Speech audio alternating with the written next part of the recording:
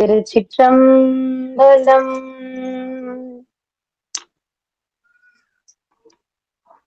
ஐந்து கரத்தனை ஆனை முகத்தனை இந்து நிலம்பிறை போலுமேற்றனை நந்தி மகந்தனை ஞானக் கொழுந்தினை புந்தியில் வைத்தடி போற்றுகின்றேனே. அஞ்சு முகம் தோன்றில் ஆறு முகம் தோன்றும் வெஞ்சமரில் அஞ்சேல் என வேல் தோன்றும் நெஞ்சில் ஒரு கால் நினைக்கின் இருகாலும் தோன்றும் முருகாய் என்றோதுவார். ஆத்தாளை எங்கள் அபிராம வல்லியை அண்டமெலாம் பூத்தாளை மாதுளம்பூ நிறத்தாளை புவியடங்க காத்தாளை அங்கையில் பாசாங்குசமும் கரும்பும் வில்லும் சேர்த்தாளை முக்கண்ணியை தொழுவார்க்கு ஒரு தீங்கும் இல்லையே. புழியர்கோன் வெப்பொழிந்த புகழியர்கோன் கழல் போற்றி ஆழிமிசைகள் மிதப்பில் அணைந்த பிரானடி போற்றி வாழி திருநாவலூர் வன்தொண்டர் பதம் போற்றி ஊழிமலி திருவாத ஊரார் திருத்தாள் போற்றி தெய்வ சேக்குழாரடி போற்றி போற்றி.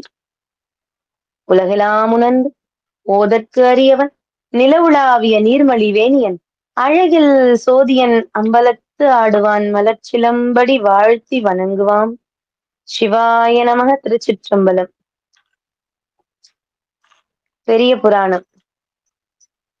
பெரிய புராணம் அப்படின்னு பாத்தீங்கன்னா அடியார்களுக்காகவே இருக்கின்ற புராணம் பெரிய புராணம். அதனால்தான் அது பெரிய புராணம் அப்படின்னு வந்தது. இறைவனுடைய புராணங்களுக்கு கூட திருவிளையாடல் புராணம் அந்த மாதிரி தனித்தனி பெயர்கள் உண்டு. ஆனா பெரிய புராணம் அப்படின்னா அடியார்களுக்காக இறைவன் அவ்வளவு ஒரு அடியார்கள் ஆவதற்கு கொடுத்து வச்சிருக்கணும்னு சொல்லுவாங்க பாருங்க. அந்த அடியாருக்கு ஒரு சேவை செஞ்சிட்டோம்னா அது இறைவனுக்கு செஞ்ச மாதிரி. அந்த அடியார்கள் நாம் நிந்திச்சோம்னா அது இறைவனே நிந்திச்ச மாதிரி. இறைவன் எம்பெருமான் சிவபெருமான் அவரை நீ வணங்கல கூட அவர் கோச்சிக்கவே மாட்டார். அவர் வணங்காட்டி கூட அவர் கோச்சிக்கவே மாட்டாராம். அவருக்கு கோச்சிக்கவே தெரியாது இல்லையா? கருணை. அந்த கருணையினாலதானே நம்ம அவர் கடவுள் அப்படின்னு நினைச்சுக்கிட்டு இருக்கோம். உண்டு அப்படின்றவங்க கூட இல்ல அப்படின்றவங்களுக்கும் எல்லாருக்கும் இறைவன் சேர்த்துதானே அருள் வழங்கிக்கிட்டு இருக்கார் இல்லையா? இந்த மழை எப்படி எல்லாருக்கும் சேர்ந்து பெய்யுதோ அது போலதான் இறைவனுடைய கருணை மழை எல்லாருக்கும் சேர்ந்து பெய்யுது இல்லையா? இந்த அழகான நட்சத்திரம், இந்த அழகான நன்னாள் பங்குனி சுவாதி நட்சத்திரம், எம்பிராட்டி அம்மையார் காரைக்கால் அம்மையார் புனிதவதி என்ற காரைக்கால் அம்மையார் இறைவனடி சேர்ந்த நாள், குரு பூஜை காணும் நன்னாள். அந்த அம்மாவை பத்தி பேசணும் அப்படின்னும் போது உடம்புகள்லாம் சிலுக்குது. ஏன் அப்படின்னு கேட்டீங்கன்னா, ஒரு இறைவன் ஒரு பெண்ணிற்காக எந்த நிலை கொடுத்திருக்கார் அப்படின்னு நாம யோசிச்சு பார்க்கணும். 63 நாயன்மார்களும் 62 நாயன்மார்கள் நின்ற கோலத்தில் தான் இருப்பாங்க. ஒவ்வொரு சிவத்தலத்திலும் போய் பாத்தீங்கன்னா தெரியும், எல்லா நாயன்மார்களுமே நின்ற கோலத்தில் தான் காட்சி தருவார்கள். ஆனால் அமர்ந்த நிலையில் காட்சி தருபவர் பாத்தீங்கன்னா காரைக்கால் அம்மையார் தான், புனிதவதி என்ற காரைக்கால் அம்மையார். அப்படியே இறைவன் அவங்களுக்கு அவ்வளவு முக்கியத்துவம் கொடுத்தார். அந்த அம்மாவுடைய வரலாறு பார்க்கணும். ஏன் அப்படின்னா,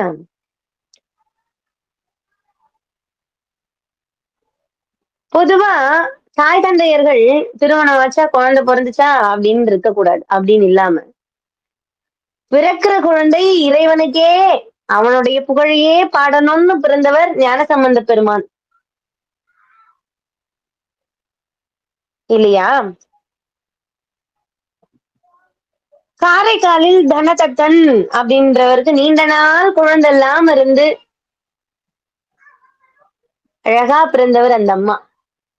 தவப்பயன். நம்ம தவம் பண்ணணும். குழந்தை பிறகுறதுக்கு முன்னாடி எல்லாம் தவம் பண்ணணும். நல்ல குழந்தைய கூட இறைவா, அது உன் நாம அவன் சொல்லணும். அப்ப அந்த குழந்தை பிறந்த அந்த நாம அவன் சொல்லணும்னு ஆசைப்படுறதுக்கு அதுக்கு முன்னாடி நாம என்ன பண்ணணும்? குழந்தைய வயிற்றுல வச்சுக்கிட்டு இருக்கும் போதே இறைவனுடைய நாமாவை சொல்லணும். சிவா, கந்த புராணம் படிக்கணும், சிவபுராணம் படிக்கணும், ராமாயணத்துல சுந்தரகாண்டம் படிக்கணும், வேற எதையும் படிக்க கூடாது. ஆனா இப்ப இருக்கிற ஜெனரேஷன், இப்ப இருக்கிற தாய்மார்கள்லாம் என்ன, ஒரு சிலர் தெரியாது. ஆனா நிறைய பேர் நான் பாக்குறேன், நிறைய இந்த சண்டை படம் இது அதுன்னு என்னென்னலாம் பார்க்க கூடாது, என்னென்னலாம் சாப்பிடக்கூடாது அதுதான். குழந்தை எப்படி ஆரோக்கியமா இருக்கும்? நம்ம பேசுறது எல்லாமே குழந்தைக்கு கேட்கும். நம்ம பண்ற ஆக்டிவிட்டீஸ் நம்ம நம்ம நினைச்சுக்கலாம். நம்ம பேசுறது எல்லாமே அது அந்த வளர்ந்து வரும்போது நினைச்சுக்கலாம். நாம பேசுனது அது கேட்டிருக்கு அப்படின்னு. அப்ப அந்த குழந்தைய நாம வயித்துல வச்சுக்கிட்டு இருக்கும்போது இறை நாமாவா சிந்திக்கணும். சஷ்டி விரதம் அந்த சஷ்டி பாட்டு பாடணும். கந்த சஷ்டி பாடல் பாடணும். கேட்கவாவது செய்யணும். பாட தெரியாதுன்னும் போது கேட்கவாவது செய்யணும். இல்லையா? அப்ப அந்த குழந்தை வெளிய வந்தா அந்த இறை சக்தியோடவே வளரும். இல்லையா? அதே போலதான் அந்த தனதத்தன் அப்படின்றவரு காரைக்கால்ல ஒரு சிறந்த வணிகரா திகழ்கிறார். அவர் சிறந்த வணிகர் அப்படின்றது என்ன அப்படின்னு கேட்டா, எல்லாருமே சொல்லுவாங்களாம். காரைக்கால்ல போனா எல்லாருமே சொல்லுவாங்களாம். தனதத்தனா அவரை போல ஒரு உண்டா? அவரை போல ஒரு வணிகர் உண்டா? அப்படின்னு ஒரு நல்ல பெயர். மக்கள் கிட்ட நல்ல பெயர் வாங்குறதுதான் சுலபமே. சீக்கிரமா நல்ல பெயர் வாங்கிடலாம். ஆனால் அந்த நல்ல பெயர் எடுத்த பெயரை காப்பாத்துறதுக்கு தான் நாம ரொம்ப போராடணும். ஏன்னு வச்சுக்கோங்களேன், தப்பி தவறி கூட ஒரு தப்பு செய்ய தோணாது. ஏன் அப்படின்னு கேட்டா, ஐயோ நம்ம நல்ல பேர் வாங்கி வச்சிருக்கோமே, நாளைக்கு நமக்கு நமக்கு 4 பேர் முன்னாடி அந்த பேர் கெட்டு போயிருமே அப்படின்றதுனால இல்லையா? அந்த அளவுக்கு இவரு நல்ல பெயர், நல்ல வணிகம், நல்லா செய்வார். பெரிய துறைமுகம் காரைக்கால் என்பது வந்து துறைமுகம். அப்படின்னும் போது நல்ல வணிகம் பண்றார், வாணிகம் பண்றார், வியாபார நுணுக்கங்கள் செய்றார். அதுல வர பணம் பெற்று சிவனடியார்களுக்கு வேண்டது வேண்ட மாதிரி தரார். என்ன வேணுதா? வஸ்திர தானம், உணவு, அன்னதானம்னு முதலிய எல்லாத்தையும் கொடுக்கிறார். இறைவா, சிவசிவா, என் பொருட்டு என் கையிலிருந்து தருவது அனைத்தும் உன்னால் தரப்பட்டவையே அப்படின்ற நினைப்பு நம்ம மனசுக்கு வரணும். அவர் எப்படிதான் அந்த காரைக்கால்ல அவர் எப்படி ஆட்சி அந்த வாழ்ந்து வர்றார் அப்படின்றத சேக்கிழார் சொல்றார். மானம் மிகு தருமத்தின் வழி நின்று வாய்மையினில் ஊனமில் சீர்பெருவணிகர் குடிதுவன்றி ஓங்குவதி கூனல் வலை திரை சுமந்து கொண்டு ஏறி மண்டுகழி கானல் மிசை உலவுவலம் பெருகு திருக்காரைக்கால். அந்த பெருவணிகர் அவர் அவருடைய பெருமைய சுவாமி சேக்கிழார்வர்மான்னு சொல்ற.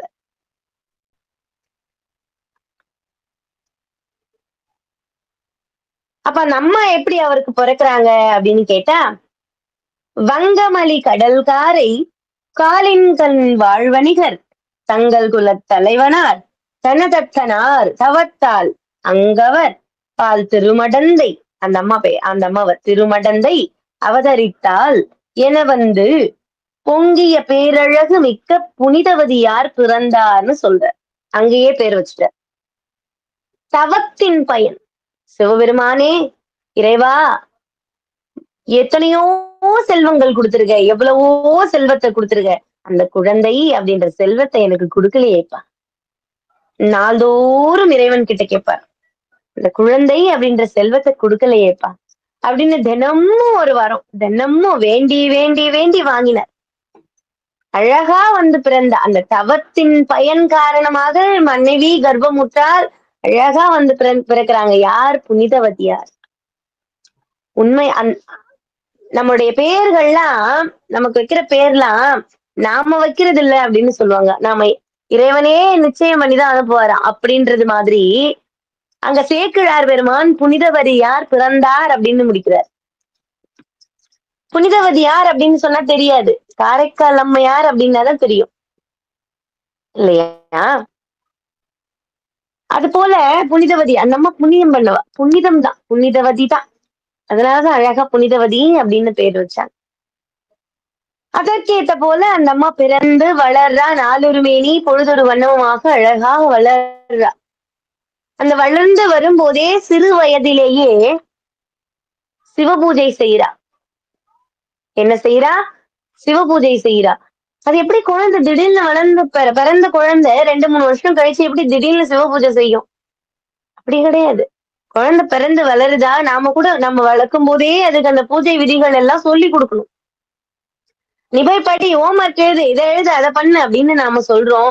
ஆனா நம்ம இப்படிதான் இறைவனுக்கு வணங்கணும், இறைவனை இப்படிதான் பூஜை பண்ணணும். ஏன்னா தினமும் 3 வேளை நம்ம சாப்பிடுறோம் நம்ம வயித்துக்கு. ஆனா அந்த பசி அடங்குதா?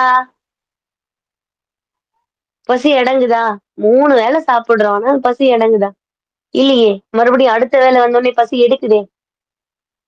அப்ப இந்த உடலுக்கு உணவு தேவை அப்படின்னா சாப்பிடுறோம். அப்ப நம் ஆன்மாக்கு உணவு தேவை அப்படின்னா எது? பூஜை விதிகள், பூஜை பண்றது, தவங்கள் பண்றது, தியானங்கள் பண்றது, இறைவனை போய் கோவில்ல வணங்குறது, அது மூலியமா தான் நம்ம ஆன்மா பசியாத்தி. சிவசிவன்னு இந்த கழுத்துல ருத்ராட்சம் போட்டிருக்கிறவங்க அடியார்களுக்கு எல்லாம் தெரியும். அவங்க கொப்பு போட்டிருப்பாங்க. அது வெள்ளியிலயோ வில்வவோடோ தங்கத்திலயோ ஒரு கொப்பு மாதிரி அதை வச்சு இப்படி கட்டியிருப்பாங்க. நம்முடைய அடியார்களுக்கு, நம்ம குழந்தைங்களுக்கு, அடுத்து நம்முடைய வாரிசுகளுக்கு எல்லாம் கொடுத்துட்டு போவது என்ன அப்படின்னா, சொத்து சேர்த்து வச்சு கொடுக்குறோம். அது வேற அது ஒரு பக்கம் இருக்கட்டும். இந்த ருத்ராட்சத்தை அதுங்க கையில கொடுத்துட்டு போகணும், அந்த குழந்தைங்க கையில கொடுத்துட்டு போகணும். ஏன் அப்படின்னு கேட்டா, இந்த ருத்ராட்சமானது என்ன பண்ணுமா, நம்ம ஒவ்வொரு முறையும் சொல்ற சிவ சிவ அப்படின்ற அந்த மந்திரத்தை உள்வாங்கி வச்சுக்குமா. அதற்கு அந்த ஆற்றல் அந்த ருத்ராட்சத்துக்கு இருக்கு இல்லையா?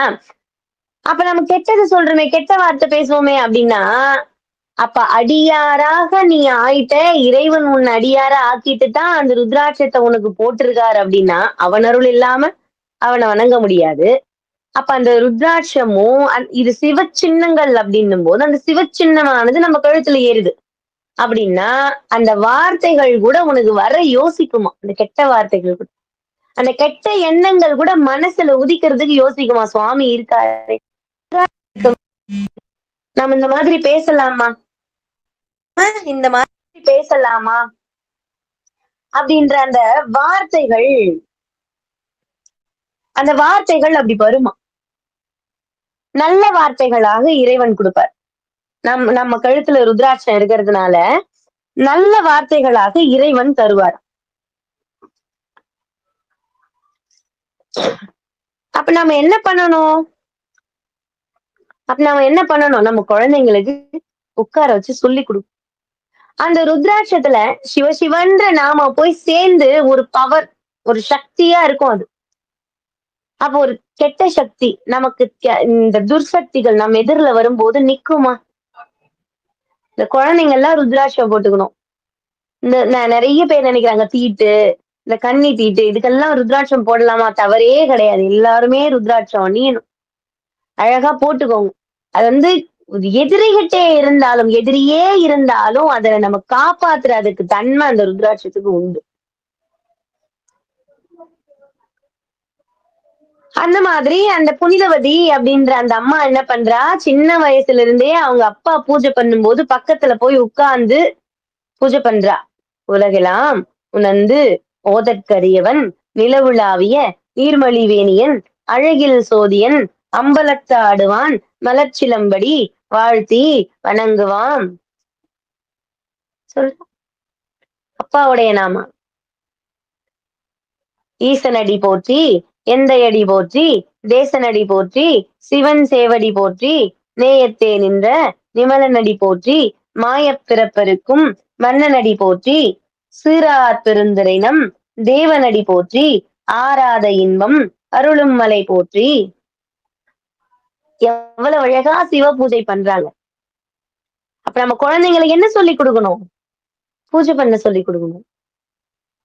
நீ போ, முதல்ல இந்த இடத்த விட்டு எழுந்து போ, அந்த மாதிரி எல்லாம் நம்ம குழந்தைங்களை திட்டக்கூடாது. வா, என்ன நாம ஒரு சந்தனம் அழகா வைப்போம், குழந்தை கொஞ்சம் ஒரு மாதிரி கோணையா வைக்கும், அதுவும் அழகாதான். இறைவன் வேண்டான்னு சொல்ல மாட்டாரு இல்லையா? உன்னை சிங்காரித்து உனதழகு பாராமல்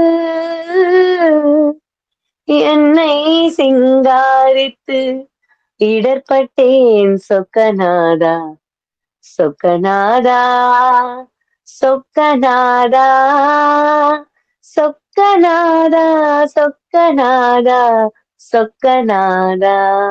அந்த அம்மா போய் பணி செய்றா. சின்ன குழந்தையா புனிதவதியார். சிவ பூஜை பண்றா. தினமும் வீட்ல அடியார்களுக்கு வேணும்ன்றது வேண்ட மாரி குடுக்குறா. சாப்பிட்டீங்களா?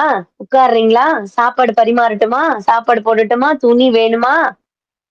அடியார்கள விழுந்து விழுந்து கவனிக்கிறா. அப்பா மாதிரி தானே குழந்தை வருவா. அப்பா மாதிரி தானே பிள்ளை வருவா.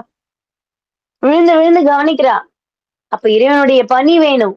உனக்கு பணி செய்ய உந்தனை எந்நாளும் உனக்கு பணி செய்ய உந்தனை எந்நாளும் நினைக்க வரம் எனக்கு நீதா நீதா உனக்கு பணி செய்ய உந்தனை எந்நாளும் நினைக்க வரம் எனக்கு நீதா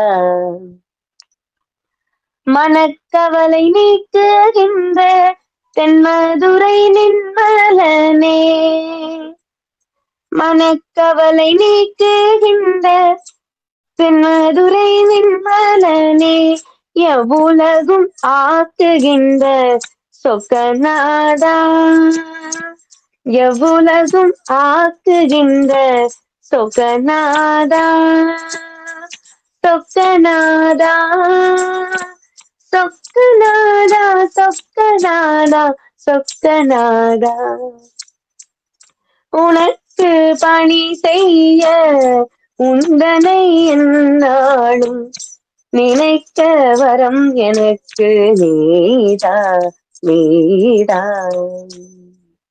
வந்துட்டார் சொக்கநாதர். பிரிய முடியல அவரை இல்லையா? எந்த ஒரு ஏதாச்சும் எடுத்தாலும் வந்து நினைவுல நிக்கிறார். நான் இருக்கேன். நான் உன்னை விட்டு போகல. உன் கூடவே தான் இருக்கேன் அப்படின்னு அந்த இறைவன் வந்து ஞாபகப்படுத்துவார். அது போல புனிதவதியார் அழகான சிவபூஜைகள் செய்து அடியார்களுக்கு வேண்டதை வேண்ட மாதிரி கொடுத்து நாளொரு மேனி பொழுதொரு வண்ணமாக அழகா வளர்ந்துகிட்டு வர்றாங்க. அவங்க அப்பாவுக்கு பெண் வளர வளர வளர ஒரு கவலை ஏற்படுது. நம்ம பெண் வளர்ந்துகிட்டு வராளே, நல்லபடியா வளர்றா. அவளுக்கு ஏத்த மாதிரி ஒரு கணவன் கிடைக்கணுமே. நம்ம பெண்ணுக்கு நல்ல கணவன் கிடைக்கணுமே அப்படின்றது அப்பாவுடைய கவலை. அப்பா அம்மாவுடைய கவலை. பெண்களை பெத்த மகன்களை பெத்த அப்பா அம்மாவுக்கு நம்ம மகனுக்கு ஒரு நல்ல மகளா கிடைக்கணுமே. நமக்கு நல்ல மருமகளா வாய்க்கணுமே. மருமகளா இல்லாம மகளா வந்து சேரணுமே அப்படின்றது அவங்களுக்கு ஒரு கவலை. இல்லையா? இந்த மாதிரி இருக்கும். நினைப்புல இருக்கும். அப்ப வளர்றா, திருமண வயது ஆகுது. நல்ல வரன் கிடைச்சா பொண்ணு குடுத்துடலாம் அப்படின்ற மாதிரி திருமண ஏற்பாடுகள் அந்த திருமணத்திற்கு என் பெண் தயாராக இருக்கிறா அப்படின்ற மாதிரி அந்த காரைக்கால்ல அப்படி ஒரு பேச்சு உலா வருது. இந்த மாதிரி புனிதவதியா அழகா இருக்கா புனிதவதி. எந்த மாப்பிள்ளை கிடைக்க போறான்னு தெரியல திருமணம் பண்ணிக்க அப்படின்னு பேச்சுகள்லாம் அந்த ஊர்கள்ல வந்துகிட்டு இருக்கு. ஏன்னா அந்த பொண்ணு நல்லா இருந்துச்சு. நம்ம நம்ம பையனுக்கு கட்டிக்கலாமா அப்படின்ற மாதிரி அந்த பேச்சுகள்லாம் வரும். குழந்தைங்க பெரிய பொண்ணாயிட்டா அந்த திருமணம் நம்ம பையனுக்கு கேட்போமா, நம்ம பொண்ணுக்கு கேட்போமா அந்த பெண்ணு அப்படின்ற மாதிரி இந்த அம்மாவுக்கும் அப்படி பேச்சுகள் ஆரம்பிக்குது. அப்படி ஆரம்பிக்கும் போது ஒரு திருமண நிகழ்வுல போயிட்டு தனதத்தன் ஒரு திருமண நிகழ்வுக்கு போறார். அதே திருமண நிகழ்வுக்கு நாகப்பட்டினத்துல இருந்து நிதிபதியார் அப்படின்றவர் வர்றார். அப்படி பார்த்து கேட்கும்போது, என்னப்பா உங்களுடைய மகளான புனிதவதி திருமணத்துக்கு தயாரா இருக்கிறதா கேள்விப்பட்டோம். பெண் குடுப்பீங்களா? நாங்க எங்க பொண்ணு மாதிரி பார்த்துக்கிறோம். என்னுடைய மகன் பரமதத்தன் என்னுடைய மகனுடைய பேர் இளைய மகன் பரமதத்தன். இவருக்கு 4 மகன்கள் உண்டு. யாருக்கு? நிதிபதியார் அவருக்கு வந்து 4 மகன் உண்டு. நாகப்பட்டினத்தில் இருக்கார் நிதிபதியார் அவருடைய பெயர். அவருக்கு 4 மகன்கள். இளைய மகனுடைய பெயர் பரமதத்தன். என்னுடைய மகன் இளைய மகன் பரமதத்தன். அவனுக்கு உங்களுடைய மகளை திருமணம் பண்ணி தாங்க. எங்க மகள் போல பாத்துக்கிறேன் அப்படின்ற மாதிரி உறுதிமொழி கொடுக்கிறார் கேட்கிறார். தாராளமா வாங்க. உங்களை பத்தி கேள்விப்பட்டிருக்கேன் அப்படின்னு அவரும் சொல்ல 2 பேரும் சமபந்தி உட்கார்ந்து சம்பந்தம் பேசுறாங்க. சம்பந்திகள் உட்கார்ந்து சம்பந்தம் பேசுறாங்க. அப்படி சம்பந்தம் பேசும்போது பிடிக்குது 2 பேருக்குமே. இப்ப 2 குடும்பத்தாருக்கும் ஒத்து வர மாதிரி இருக்கு. திருமணத்தை அப்படி நடத்துறாங்க. மீனாட்சி சுந்தரேஸ்வரர் கல்யாணம் போல திருமணம் நடைபெறுது.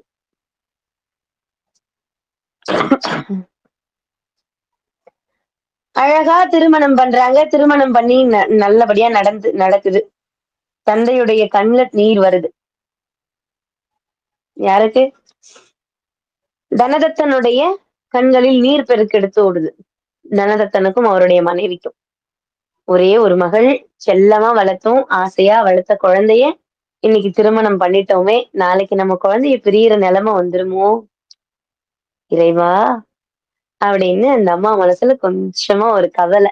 அந்த தந்தைக்கும், மகளுக்கும். ஏன்னா ஒரே ஒரு மகள், இறைவன் குடுத்த பொக்கிஷம். ஒரே ஒரு பொக்கிஷமாச்சே, இந்த பொண்ண நம்ம பிரிஞ்சுருவோமே அப்படின்னு ஒரு கவலை அவங்க 2 பேருக்கும் இருக்கு. அப்ப திருமணம் எல்லாம் முடிஞ்சு, அந்த சடங்குகள்லாம் முடிஞ்சு, பெண் பெண்ணும், மணமகனும், மணமகளும் நாகப்பட்டினத்துக்கு புறப்பட நேரம். அதாவது பெண் தன்னுடைய மாமியார் வீட்டுக்கு போற நேரமா பார்த்து அப்பா கேட்கிறார். யாருகிட்ட? நிதிபதியார்கிட்ட வந்து கேட்கிறார். இறைவன் என் குழந்தைய பத்திரமா பார்த்துக்கோங்க அப்படின்னு. அவர் வந்து இப்படி கை கொடுத்து பேசுறார். நீங்க கவலையே படாதீங்க. என்னோட மகள பார்த்துக்கிற மாதிரி நான் பார்த்துக்கிறேன் அப்படின்னு அவர் சொல்றார். யார்? பரமதத்தனுடைய அப்பாவான நிதிபதி சொல்றார். இல்ல சம்பந்தி, நான் ஏன் சொல்றேன் அப்படின்னு கேட்டீங்கன்னா, இறைவன் பல செல்வங்கள் எனக்கு குடுத்தார். தனங்கள் நிறைய செல்வத்த குடுத்தார். ஆனா மக்கள் செல்வம் அப்படின்னு சொன்னா அது ஒண்ணே ஒண்ணுதான். ஒரே குழந்தைய மட்டும் தான் சுவாமி எனக்கு குடுத்தார். இறைவன் குடுத்தார். எங்க திரும்பினாலும் அவள் ஞாபகமாகவே இருக்குது. இந்த பக்கம் திரும்பினாலும் என் பொண்ணுதான் நிப்பா. அம்மான்னு கூப்பிட்டா ஓடி வந்துருவா. புனிதவதி அப்படின்னா ஓடி வந்துருவா. சில நேரம் மனசுல நினைப்ப முன்னாடி வந்து நின்னுடுவா. இன்னைக்கு வீட்டுக்கு போனா வீடே வெறிச்சோடி இருக்குமே அப்படின்னு யோசிக்கிறேன் அப்படின்னு தயங்கி தயங்கி நிக்கிறார். இவர் புரிஞ்சுக்கிறார். இவர் என்ன கேட்க வர்றார்? சம்பந்தி என்ன கேட்க போறார் அப்படின்றத இவர் புரிஞ்சுக்கிறார். என்ன சொல்ல வர்றீங்க? முழுசா சொல்லுங்க. அப்படின்னு நிதிபதி யார் கேட்கிறார்? தனதத்தன் கிட்ட கேட்கிறார். தனதத்தனால முழுசா சொல்ல முடியல. நான் காரைக்காலிலேயே அவங்கள அழகா ஒரு கடை வச்சு தரேன். அதாவது ஒரு வாணிபம் பண்றதுக்கு ஒரு அங்காடி வச்சு தரேன். ஒரு வீடு ஒண்ணு கட்டி தரேன். அவங்க 2 பேரும் தனியாவே இருக்கட்டும். என் கூட கூட இருக்க வேணாம். அந்த குழந்தைய நான் தினம் பார்த்தா போதும் அப்படின்ற மாதிரி பேசுறார். இவர் சிரிச்சார். சரி. இப்ப என்ன எதுவும் பிரச்சனை இல்ல. எனக்கு 4 மகன்கள் இருக்காங்க. ஒரு மகன் நீங்க பார்த்துக்கோங்க. அதுக்கும் அவர் சொல்றாரு, நீங்க ஒரு 6 மாசம் பார்த்துக்கோங்க. நான் இங்க ஒரு 6 மாசம் இருக்கட்டும், அங்க ஒரு 6 மாசம் இருக்கட்டும் அப்படின்றார். யாரு? தனதத்தன் சொல்றார், வேண்டாம். பார்த்துக்கோங்க. அடிக்கடி வீட்டுக்கு வந்தா போதும். திரும்ப திரும்ப எப்பயாச்சும் ஒரு முறை வீட்டுக்கு வந்து பார்த்தா போதும். நான் பார்த்துக்கிறேன். எனக்கு 3 மகன்கள் இருக்காங்க. இன்னும் 3 மகன்கள் இருக்காங்க. அவங்கள நான் பார்த்துக்கிறேன். இவங்கள நீங்க பார்த்துக்கோங்க. புனிதவதியையும், பரமதத்தனையும் நீங்க உங்களுடைய பார்வையில வச்சுக்கோங்க. குழந்தைங்க இப்பதான் கல்யாணம் ஆயிருக்கு. புது தம்பதிகள். அப்படின்னும்போது சரி அப்படின்னு அவருக்கு மனசு சந்தோஷம். சரி நம்ம மகள் நம்ம கூடவே இருப்பா. எவ்வளவு பெரிய மனசு சம்பந்திக்கு அப்படின்னு நினைச்சு ரொம்ப சந்தோஷப்படுறார். ஆனந்த கண்ணீர் விட்டார். அழுதார். மகள் பிரிவாளோ அப்படின்னு அழுத கண்ணீர் மாறி ஆனந்த கண்ணீர் விடுறார். அப்படி அவர் என்ன பண்ணார்? நிதிபதியார் தன்னுடைய மகனை தனதத்தன் கிட்ட ஒப்படைச்சிட்டு புனிதவதியார் தன்னுடைய மருமகளான புனிதவதி கிட்டையும் தனதத்தன் கிட்டயும் ஒப்படைக்கிறேன். என் மகனை பாத்துக்கோங்க. நான் எப்பவுமே வந்து பாத்துக்கிறேன். என் மகனுக்கும் நேரம் கிடைக்கும் போது நாகப்பட்டினம் வர சொல்லுங்க அப்படின்னு சொல்லிட்டு அவங்க அந்த சுற்றம் முற்றம் எல்லாம் வந்திருப்பாங்கல்ல, கல்யாணத்துக்கு திருமணத்துக்கு வந்திருப்பாங்கல்ல, அவங்க எல்லாம் கிளம்பி நாகப்பட்டினம் போயிடுறாங்க. அழகா காரைக்காலிலேயே ஒரு வீடு அமைச்சு கொடுக்குறார். ஒரு வீடு கட்டி தரார். பக்கத்திலேயே ஒரு சின்ன கடை மாதிரி அவங்க வாணிபம் பண்றாங்கல்ல, வியாபாரம் பண்றாங்க. பல பொருட்கள் எல்லாம் வச்சு வியாபாரம் பண்ணும்போது அந்த பொருட்கள் எல்லாம் வேண்டுமே வேணுமே அப்படின்னு நினைச்சவர் என்ன பண்றார்? இப்ப கடையும் வச்சு தரார். அங்காடியும் வச்சு தரார். மருமகனுக்காக அதையும் செஞ்சு கொடுக்குறார். அப்படி செஞ்சு கொடுக்கும்போது அழகா குடும்பம் நடத்திக்கிட்டு வர்றாங்க. அந்த அழகை பார்க்க அவ்வளவு கண்கோடி வேணும் அப்படின்ற மாதிரி. கணவனை கேட்காம அந்த அம்மா எதுவும் செய்ய மாட்டாங்க. புனிதவதியார் எதுவும் செய்ய மாட்டாங்க. புனிதவதியார கேட்காம அவர் எதுவும் செய்ய மாட்டார். அவருடைய பேருக்கு ஏத்த மாதிரியே பரமதத்தன் அப்படின்ற மாதிரி அவர் என்ன பண்ணுவாராம்? இறைவன் இருக்கார். சரி நம்புறேன், சாமி கும்பிடுறேன், வணங்குறேன். அவ்வளவுதான் என்னுடைய வேலை. முழுசா நான் அதுல ஊறி போக மாட்டேன். இறைவன் கடவுள் கடவுள்னு அதுல போய் உள்கடன்னு நான் போய் உள்ள கிடக்க மாட்டேன். ஏதோ வணங்குறேன், கும்பிடுறேன், போறேன் வரேன், 4 பேர் மாதிரி அப்படி போயிட்டு வரேன் அப்படின்ற மாதிரி ஒரு இறை பக்தி இல்லாமையே இருக்க. சரி வணங்குறவங்களையும் நான் தொந்தரவு பண்ண மாட்டேன். என்ன நீங்க வணங்க சொல்லக்கூடாது. வணங்குறவங்களையும் நான் தொந்தரவு பண்ணல. நான் பாத்துக்கிறேன், நிக்கிறார், வணங்குறேன், சும்மா அப்படி வணங்கிட்டு போயிடுவேன். சிவ பூஜையே செஞ்சுக்கிட்டு வந்த இந்த குழந்தை புனிதவதியா இருக்கு. நிச்சயமே சிவ பூஜை சாப்பிடுறதுக்கு அந்த சின்ன குழந்தையில இருந்தே சாப்பிடுறதுக்கு உட்கார்றதுக்கு முன்னாடி முதல்ல சிவ பூஜை, அதுக்கப்புறம் தான் சாப்பாடு. அப்படி வளர்ந்தா. ஆனா கணவன் எப்படி கிடைச்சிருக்கார்? இதுவுமே இறைவனுடைய திருவிளையாடல், அவனுடைய அருள். அப்படி அழகா அந்த அம்மா குடும்பத்தை நடத்துறாங்க. அப்படி நடந்துகிட்டு வரும்போது இறைவன் ஒரு நாள் புன்னகைக்கிறார், கையில சிரிக்கிறார். அப்ப சுவாமி சிரிச்சா நாம தெரிஞ்சுக்க வேண்டியதான், சுவாமி எதையோ ஒரு சோதனையை கொடுக்க போறார். அந்த சோதனை அது சோதனையா நாம நினைக்க கூடாது. அடியார்களுக்கு இறைவன் வறுமை என்ற பதத்தை தருவார். பதம், அடியை நான் திரும்ப திரும்ப சொல்லியிருக்கேன். பதம் என்பது சேக்கிழார் பெருமான் குறிப்பிடுவார். பெரிய புராணத்தில் பதம் அப்படின்னு வந்தா அது ஒரு நல்ல பதம் என்பது நல்ல நிலைமை. அது என்ன வறுமை என்ற பதம் அப்படின்னு கேட்டீங்கன்னா, இறைவன் கொடுக்கறதுனால அந்த வறுமையே பதம் தான் சொல்ற. நல்லா இருக்கிறானா அவன் இறைவன் பக்கம் திரும்பி கூட பார்க்க மாட்டான். நம்ம நல்லா இருக்கோம், நமக்கு என்ன குறை அப்படின்னு அப்படி இருப்பான். திரும்ப திரும்ப அடி வாங்குறான் பாருங்க, திரும்ப திரும்ப கஷ்டப்படுவான். இப்ப என்னடா ஒரு பிரச்சனை முடிஞ்சு திரும்ப ஒரு பிரச்சனை வந்து நிக்குது. கவலையே படாதீங்க, சுவாமி உங்களை பார்த்துக்கிட்டே இருக்காருன்னு அர்த்தம். அப்ப சுவாமி பார்த்தா பிரச்சனை தான் வருமாமா? கிடையவே கிடையாது. உன்னுடைய வினைகளை கழிக்கிறார். இன்னைக்கு எனக்கு 10 ரூபாய் லாஸ் ஆயிடுச்சு, இன்னைக்கு எனக்கு 10 ரூபாய் போயிடுச்சு, 1000 ரூபாய் நஷ்டம் ஆயிடுச்சேன்னு நீ கவலைப்படுவ. ஆனா உனக்கு அந்த இடத்துல 10,000 ரூபாய் நஷ்டம் ஆக வேண்டி இருக்கும், இருந்திருக்கலாம். அதை இறைவன் குறைச்சு உனக்கு 1000 ரூபாய் கொடுத்துருவாரு. நாம செய்யற பாவங்களுக்கு நமக்கு எவ்வளவோ கொடுக்கணும் இல்லையா? ஆனா இறைவன் கொடுக்கறது கொஞ்சம் தான். புரியுதுங்களா? அது போல இந்த அம்மா அழகா கணவனுக்கு என்ன வேணுமோ அதெல்லாம் சரியா பண்றாங்க. காலையில அவருக்கு தேவையானது செஞ்சு கொடுத்துறாங்க. மதியம் அவரை வேலைக்கு அனுப்பி வச்சுட்டு, அவரை வணிகம் பண்றதுக்கு அனுப்பி வச்சுட்டு, திரும்ப உட்கார்ந்து சிவ பூஜை முடிச்சிட்டு அதுக்கப்புறம் தான் சாப்பிடுவாங்க. காலையில உணவே அப்பதான் எடுத்துக்குவாங்க. அப்படி இந்த அம்மா அந்த அம்மா ஒரு வழக்கமாவே அதை வச்சுக்கிட்டு வந்துகிட்டு இருக்காங்க. அப்படி வரும்போது ஒரு நாள் இறைவன் திருவுளம் புரிய, தினமும் தன்னுடைய நித்திய கடன்களை எல்லாம் எப்படி முடிச்சிட்டு பரமதத்தன் கிளம்பி போவாரோ, வேலை பார்க்க கிளம்பி போவாரோ, அதே மாதிரி அன்று திருநாள் அப்படின்னு சேக்கிழார் பெருமான் குறிப்பிடுகிறார் பெரிய புராணத்துல. அன்று அந்த நன்னாள் அத்திருநாள் அப்படின்னு குறிப்பிடுற. ஏன்னா அன்னைக்குதான் இறைவனுடைய பரிபூரண அருள் அவங்களுக்கு கிடைக்க போகுது, புனிதவதியார். நான் முதல்லயே சொன்னது மாதிரி இந்த பெரிய புராணம் அப்படின்றது வந்து ஒரு பொற்குடம் இல்லையா? அந்த பொற்குடத்துல ஒரு பொட்டு வச்சு, ஒரு பவளத்தை வச்சு, இல்ல ஒரு சந்தனம் வச்சு, ஒரு குங்குமம் வச்சா எப்படி இருக்குமோ அந்த தங்க குடத்துல, அந்த தங்க குடம் பார்க்க வெறுமனே இருக்கும். அது கலசத்துல கோபுர கலசத்துக்காக நீர், அதுல கங்கா யமுனா எல்லாம் நிறைச்சு அந்த பஞ்ச தீர்த்தங்களை நிறைச்சு அதுல அழகா அதுக்கு மாவிலை வச்சு ஒரு தேங்காய் வச்சு ஒரு மாலை போட்டு வைப்பாங்க. அது பார்க்க சாமி மாதிரியே தெரியும், கை எடுத்து கும்பிடணும். அது போல அந்த குடம் என்பது பெரிய புராணம்னா அந்த குடத்துக்கு பொட்டு வச்சது மாதிரி இருக்கிறது தான் காரைக்கால் அம்மையார். அப்ப அந்த அம்மாவுடைய புகழ் இப்பதான் தெரிய போகுது. அத்திருநாள் இன்றுதான் நிகழ்கிறது. அதே போல ஒரு நாள் என்ன அந்த திருநாள் அன்றே காலையில என்ன பண்றார் பரமதத்தன், தன்னுடைய நித்திய கடன்கள் எல்லாம் முடிச்சுட்டு புனிதவதியார்கிட்ட சொல்றார், நான் மதியத்துக்கு சாப்பிட வரேம்மா, நான் போயிட்டு வரேன் அப்படின்னு கிளம்புறாரு கடைக்கு.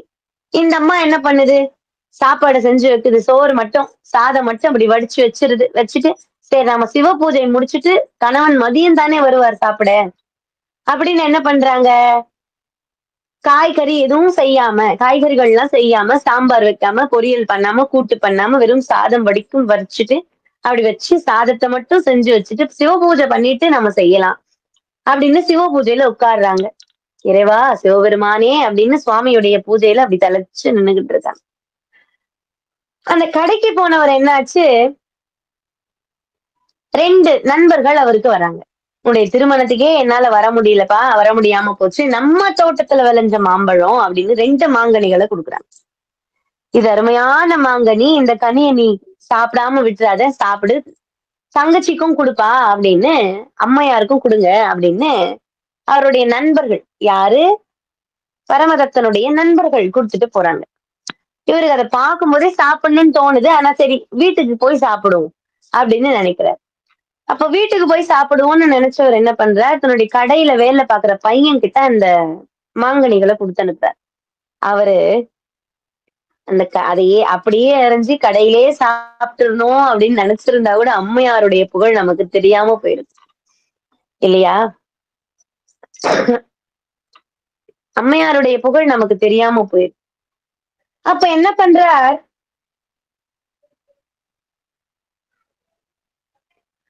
அந்த மாங்கனிகளை அந்த பையன் கிட்ட குடுத்து அனுப்புறார். வேலை பாக்குற பையன் கிட்ட குடுத்து அனுப்புறார். வீட்டுக்கு எடுத்து போய் குடுத்துட்டு வாப்பா, நான் மதியம் வந்து சாப்பிடுறேன்னு சொல்லு அப்படின்னு சொல்லிட்டு அனுப்புறார்.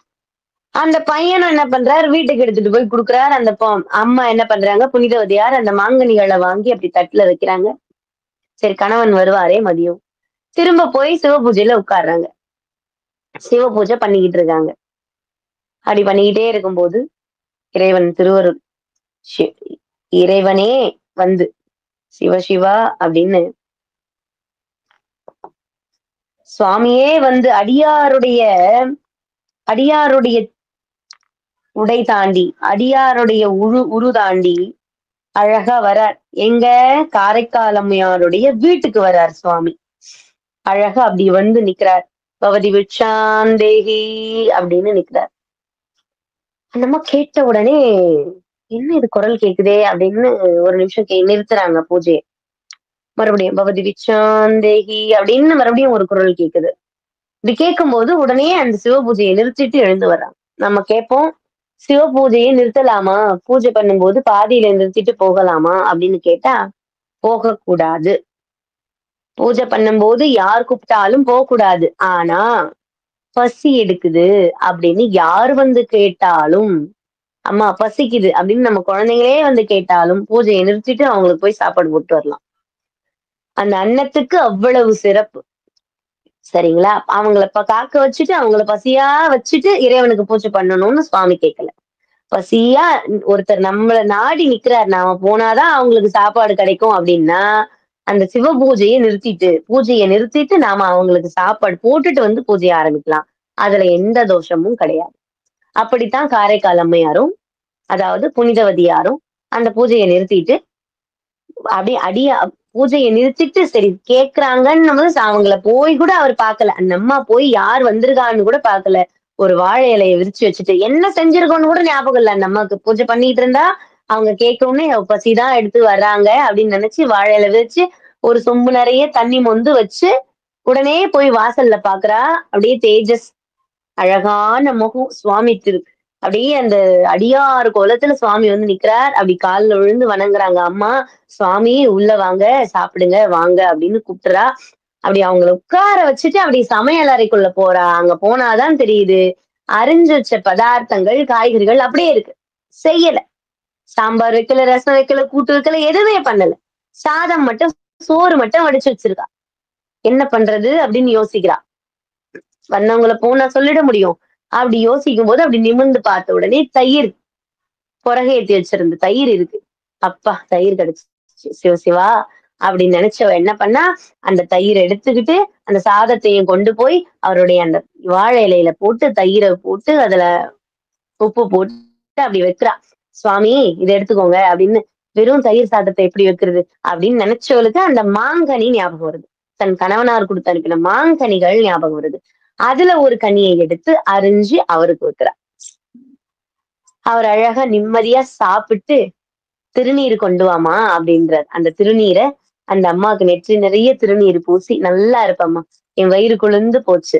எத்தனை சோதனைகள் வந்தாலும் சுவாமி சொல்றாரு பாருங்க, எத்தனை சோதனைகள் வந்தாலும் அத்தடைகள் எல்லாம் நீங்கி இறைவனொருள் கிடைக்கப் பெறுவாய் மகளே அப்படின்னு ஆசி வழங்கிட்டு போறார். யார் ஆசி வழங்கினது? சிவபெருமானே தான், எம்பெருமான் தான். அப்படி ஆசி வழங்கிட்டு போறார்.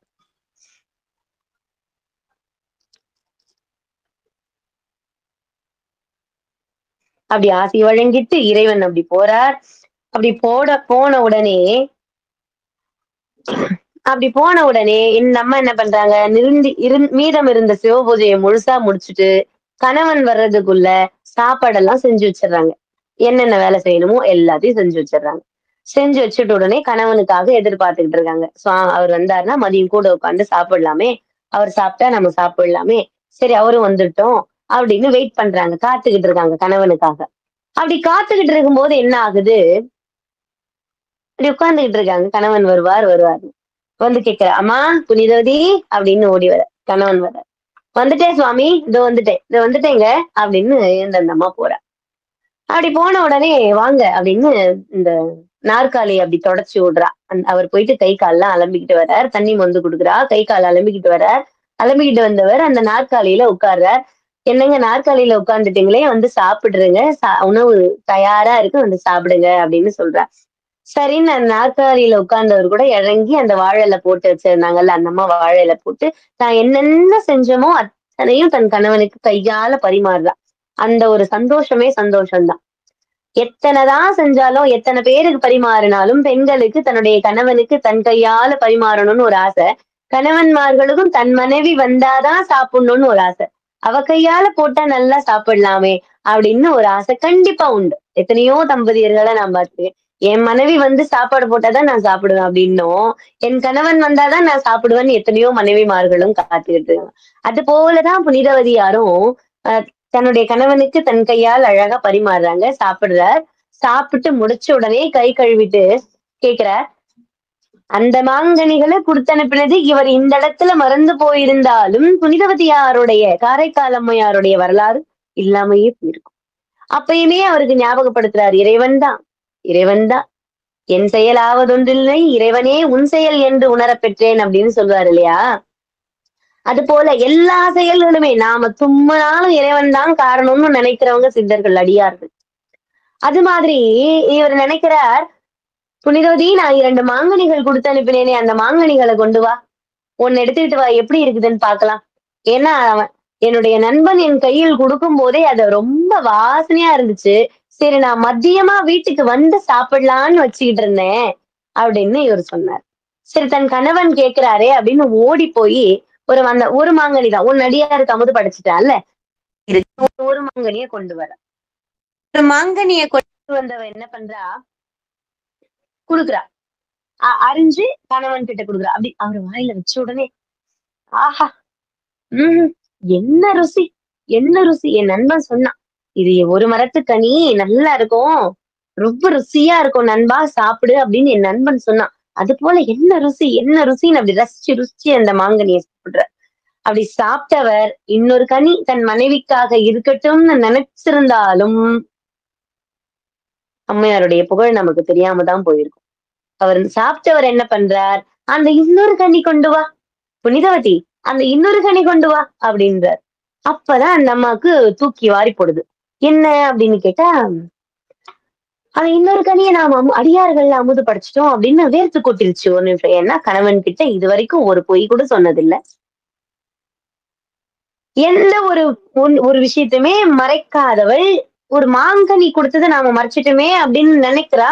ஏன் அந்த மாங்கனி குடுத்தது மறைச்சா அப்படின்னு கேட்டா, கணவனுக்கு பிடிக்காது. இல்லையா? அந்த விஷயங்கள்லாம்.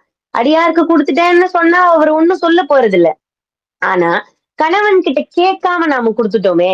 அதுக்கு என்ன கோச்சிப்பாரோ? அதுக்கு என்ன கவலைப்படுவாரோ? அப்படி என்ன நமக்குள்ள ஒரு வேறுபாடு வந்துருமோ? கருத்து வேறுபாடு வந்துருமோ?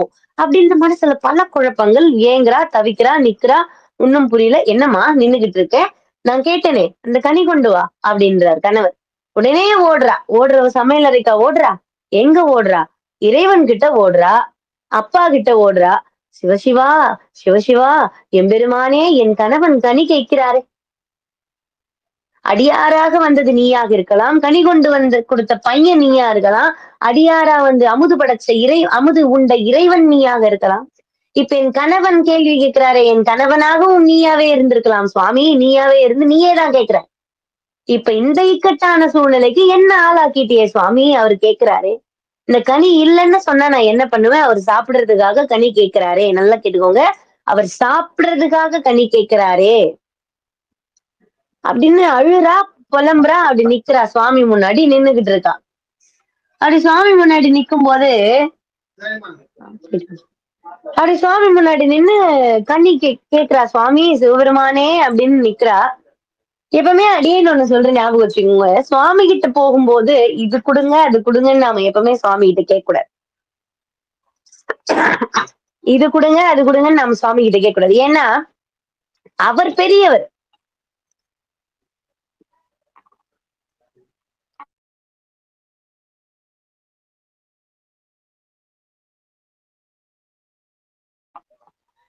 அவருடைய தகுதிக்கு அவர் பெருசா குடுப்பாரு. அப்ப நாம தம்ம கேட்டு வச்சுட்டு வரக்கூடாது. கொஞ்சமா கேட்டு வச்சுட்டு வரக்கூடாது. இல்லையா? அதுக்காக நாம எப்பவுமே சுவாமி கிட்ட போனா இது குடு, அது குடுன்னு கேட்கக்கூடாது. வேண்டத்தக்கது அறிவோய் நீ, வேண்ட முழுவதும் தருவோய் நீ அப்படின்னு மணிவாசக பெருமான் சொன்ன மாதிரி அவர்கிட்ட ஒப்படைச்சிடணும் பொறுப்பு. இல்லையா? அப்பயுமே இவ போயிட்டு நிக்கிறா, புனிதவதியார் நின்னு அழுதுகிட்டு இருக்கா. சுவாமி என்ன செய்வேன்னு தெரியலே. அப்படி நிக்கும்போது கணவன் புனிதவதி, புனிதவதின்னு 2 முறை கூப்பிடுறாரு. அவர் கூப்பிடுறது அந்த அம்மா காதுல விழவே இல்ல. அந்த ஒரு நிமிஷம் அந்த தியானம் பண்ணா இறைவனுடைய நிலை, இறைவன் கிட்ட நேரா போய் பாக்குற மாதிரி, இறைவன நேரா போய் பேசுற மாதிரி நிலைய அந்த ஒரு நிமிஷம் நின்னு சுவாமி முன்னாடி நிக்கிறா. தான் உலகத்துல இருக்கிறதையே மறந்து தன் மனம் எல்லாம் இறைவனையே நினைந்து சிவ பூஜையிலே இருந்து இறைவா, இறைவா எனக்கு கனி வேணுமே, உன்னுடைய பேர் போயிருமே, உனக்காகத்தானே வேண்டனேன்னு அப்படி அழுது தொழுது அப்படி நிக்கிறா. அப்படி நிக்கும்போது சுவாமி விட்டுருவாரா? பாலுக்கு பாலகன் வேண்டி எழுதேக பார்க்கடல் ஏந்த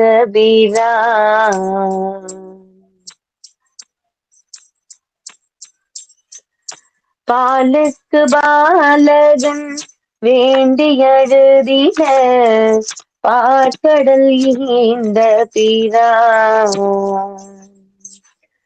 மாலுக்கு சக்கரம் அன்றருள் செய்தவன் மன்னிய தில்லைதன்னுள் மாலுக்கு சக்கரம் அன்றருள் செய்தவன் மன்னிய தில்லைதன்னுள் ஆலிக்குமந்தன வாழ்கின்ற ஆலிக்குமந்தன வாழ்கின்ற சிற்றம்பலமே இடமாக பாலித்து நட்டம் பயிலவல்லானுக்கே பாலித்து நட்டம் பயிலவல்லானுக்கே பல்லாண்டு கூறுதுமே பல்லாண்டு கூறுதுமே பாலுக்கு பாலகன் வேண்டி எழுதிட பார்க்கடல் ஏந்த பீரான். அப்ப சுவாமி என்ன பாலுக்கு பாலகன் வேண்டி அழுதிட. அப்பா பசிக்குதுன்னு பால் கேட்டா சுவாமி என்ன கொடுத்தாராம்? பார்க்கடலையே கொடுத்தாரு. அப்ப நாம போய் எப்படி கேட்கணும் சுவாமிய? பார்க்கடல் குடுனா கேட்கணும்? எதுவுமே கேட்க கூடாது. அமைதியா அவன் முன்னாடி போய் நிக்கணும். சரணாகதி அடையணும். நம்ம மனசுக்கு என்ன? நமக்கு என்ன குறை? நமக்கு என்ன கொடுக்கணும்?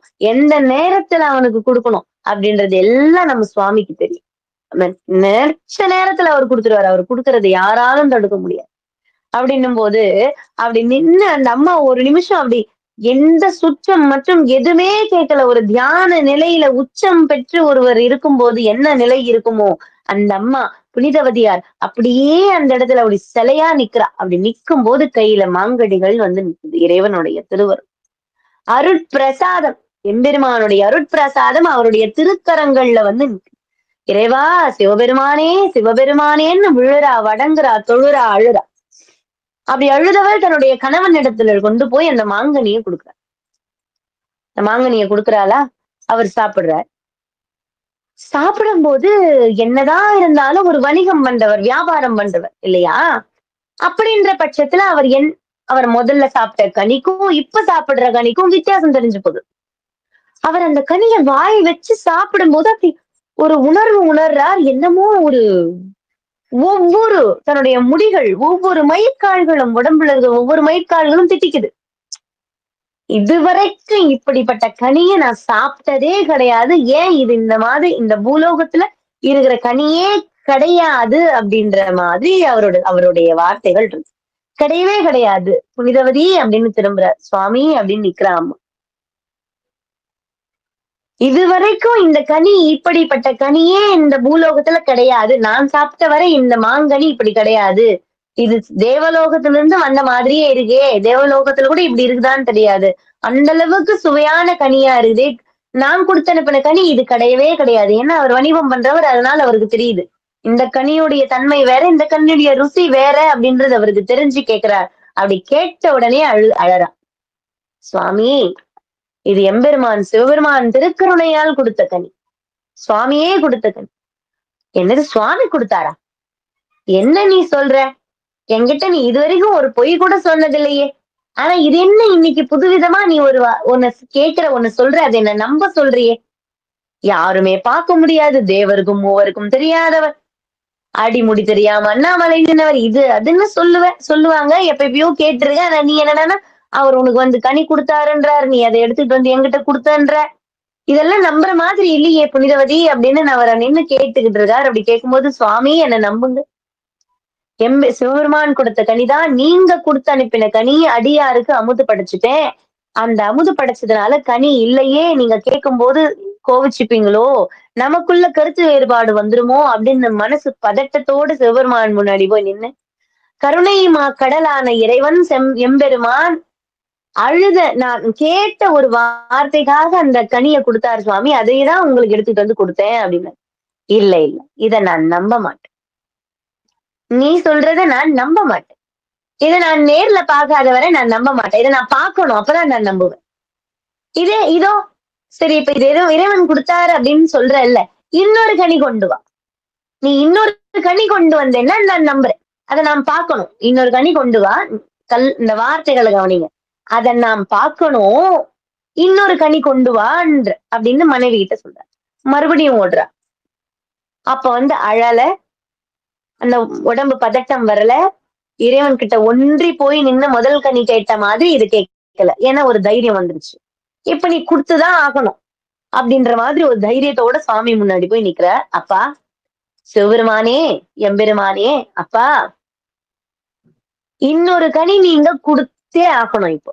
ஏன்னா முதல்ல கொடுத்த கனி நீங்க கொடுத்ததுன்னு உண்மைதான். அதை நான் நிரூபிக்கணும் அப்படின்னா இப்ப நீங்க கனி கொடுத்தே ஆகணும் சுவாமி அப்படின்னு இறைவன் முன்னாடி கை நீட்டு நிக்கிறா. அப்படி அந்த அம்மா கை நீட்டி கேட்கும் போது சுவாமி இன்னொரு கனியும் கொடுத்தாரு. இன்னொரு கனியும் கொடுக்குறார். அந்த இன்னொரு கனி கைக்கு வந்த உடனே எடுத்துக்கிட்டு ஓடுறா. தன்னுடைய கணவன் கிட்ட எடுத்துக்கிட்டு ஓடுறா. எதுக்காக? சுவாமி அப்படின்ற இருந்தாங்க இன்னொரு கனி. அப்படியே அசந்து போறார். யார்? அப்படி அசந்து போய் நிக்கிறார். ஒண்ணுமே புரியுது. கனிதானா?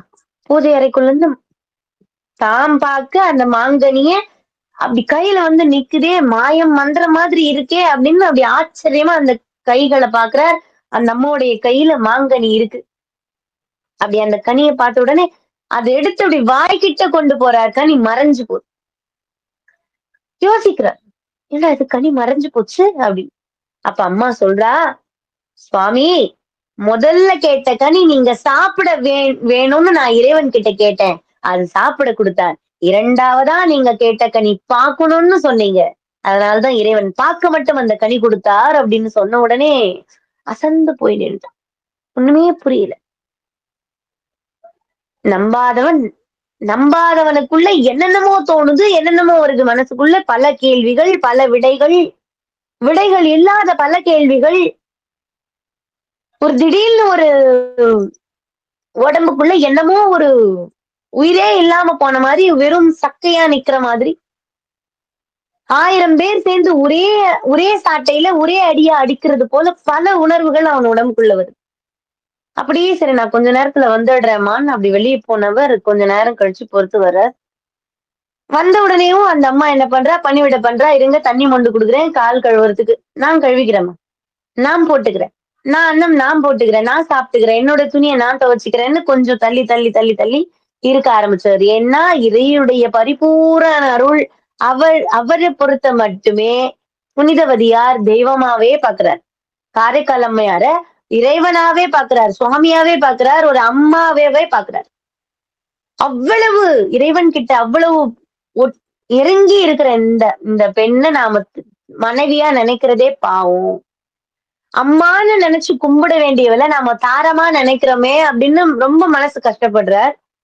அப்படியே கொஞ்ச நாள் போகுது, ஒரு வாரம் போகுது. அப்ப என்ன சொல்றார், நாம வணிகம் செய்றோம். திரைக்கடலோடி திரவியம் தேடுன்னு சொல்லுவாங்க. நாம இதையே வச்சுக்கிட்டு இருந்தா நாம இது குறைஞ்சு போயிருமா? இல்ல நம்ம அடுத்த சந்ததிகள்லாம் வேணும். செல்வங்கள் வேணும். அதனால நான் வணிகம் செய்ய துறைமுகம் போயிட்டு வரேன். கப்பல் கப்பல் ஏறி கடல் கடந்து போய் வாணிபம் பண்ண வாங்கிட்டு வரேன். சில பொருட்கள்லாம் வாங்கிட்டு வரேன். வணிபம் பண்ணணும் அப்படின்னு சொல்றார். சரின்னு இந்த அம்மா நம்பி அவர வழி அனுப்பி வைக்கிறாங்க.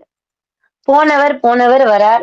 1 மாதம் போகுது, 2 மாதம் போகுது, 6 மாதம் போகுது, 1 வருஷம் போகுது, 2 வருஷம் போகுது, 3 வருஷம் போகுது.